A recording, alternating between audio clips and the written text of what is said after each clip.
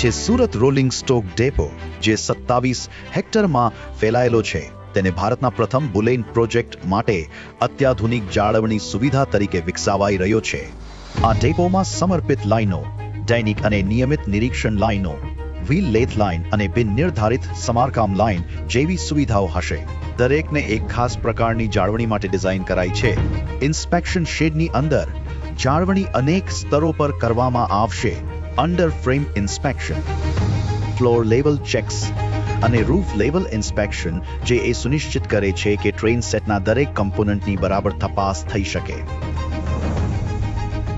વહી લેથ પૈડાને કાઢ્યા વગર જ તેના ઘસાયેલા પ્રોફાઇલને ચોક્કસ માપદંડો મુજબ ફરીથી આકાર આપશે, જે સલામત હાઈ સ્પીડ કામગીરી માટે અત્યંત જરૂરી છે.